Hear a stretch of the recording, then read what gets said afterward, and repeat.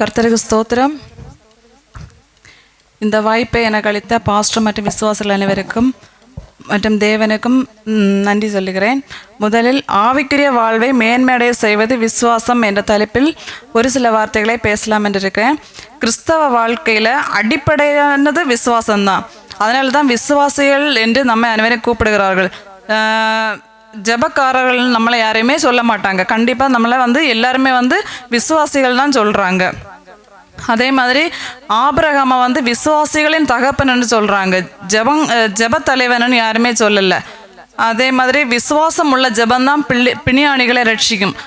ஜெபமாக இருந்தாலும் முதல்ல நமக்கு கண்டிப்பாக விசுவாசம்தான் கண்டிப்பாக நமக்கு தேவை. விசுவாசத்துக்கு அப்புறம் தான் நமக்கு ஜெபம்.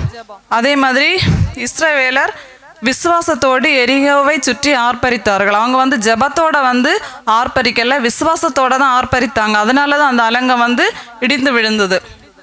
அதே பிறகு ஆசாரிகள் போதகர்கள் விசுவாசத்தோடு தான் யோர்தானின் காலெடுத்து வைத்த போது யோர்தான் பின்னிட்டு திரும்பினது. அதுலேயும் ஜெபத்தோடு அவங்க காலெடுத்து வைக்கல, ஏசப்பை மேல் நல்ல ஒரு விசுவாசத்தோடு தான் எடுத்து கால் வைத்தாங்க. அதனால தான் யோர்தான் பின்னிட்டு திரும்பிச்சு.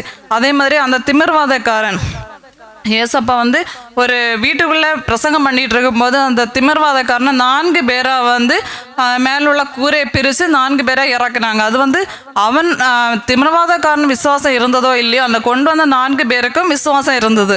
அவங்களோட விசுவாசத்தை கண்டு தான் ஏசப்பா அவங்க திமிர்வாதக்காரனுக்கு சுகத்தை கொடுத்தாங்க.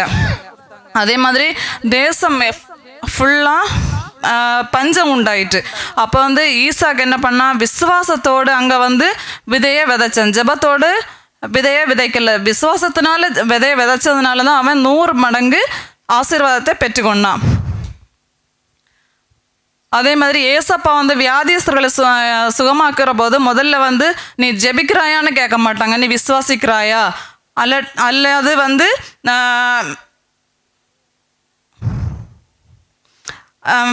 நீ விசுவாசிக்கிறேன்னு கேட்குறாங்க. அதனால அப்படி கேட்டு தான் ஏசப்பா அவங்களுக்கு சுகத்தை கொடுக்குறாங்க. அதே மாதிரி ஏசப்பா அந்த தேசத்தில் மழையே இல்லாமல் போச்சு. அதனால் நோவாட்ட என்ன பண்ணாங்க, ஒரு பேழையினை உண்டு பண்ண நான் மழையை 40 நாள் இரவும் பகல் மழை பெய்யும் அப்படின்னு சொன்னாங்க. அப்போ நோவா ஏசப்பா சொன்ன அந்த காரியத்தை விசுவாசித்து தான் அந்த பேழையை செஞ்சு, அதனால நோவாவும் அவரோட குடும்பத்தாரும் எல்லாரும் காக்கப்பட்டாங்க. அதே மாதிரி இது சாராளுக்கு பிள்ளை பேர் இல்லாமல் இருந்தது. அந்த நிமிஷமும் தூதன் சொன்ன உடனே அவள் முதல்ல அவள் நகைத்தாள். அதுவரை விசுவாசத்தோடு ஜெபம் பண்ணா. அதுக்கு பிறகு தான் அவன் விசுவாசத்தினாலே ஏசப்பா சாராளுக்கு ஒரு குழந்தையை கொடுத்தார். அதனால